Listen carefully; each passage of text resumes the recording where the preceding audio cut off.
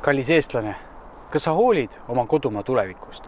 Kui sa soovid säilitada Eestimaa loodust, et ka sinu lapsed saaksid mängida metsas, näha metsloomi, korjata metsaande ja marju ning hingata puhast õhku, siis on aeg tegutseda. Meie metsades ja looduskaitse alal käib röövraie meie enda riikliku ettevõtte poolt.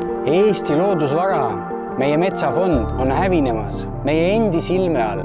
Me peame tõstma meie elanike teadlikkust sellest probleemist ja võimalikest tagajärgedest, ennem kui on liiga hilja. Ma kutsun sind toetama uue dokumentaalfilmi Meie mets valmimist. See film paljastab selle sajandi Eesti suurima pettuse, mida on korda saadetud Eestimaa puiduga.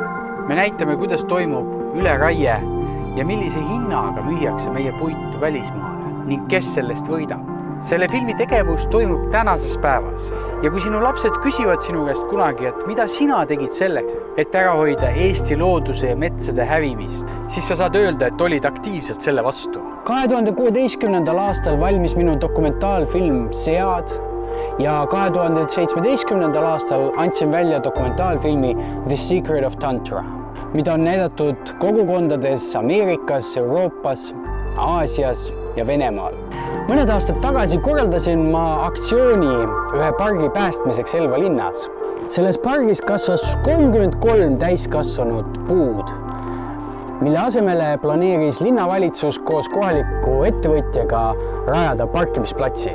Tänu kohalike elanike ühistegevusele ja kaasaegse meedia toele õnnestus meil see detailplaneering peatada ning park päästa. Ma usun, et üheskoos me suudame peatada ka selle roima, mida praegu tehakse meie loodusvaraga. Puud on meie õhu puhastajad ja metsade säilimine on meile eluliselt oluline. Kõigile meile. Aita meil teha film meie metsade kaitseks, et meil oleks mida pärandada oma järeltulevatele põlvedele. Anna oma panus selle olulise filmi valmimisele. Ma palun sind.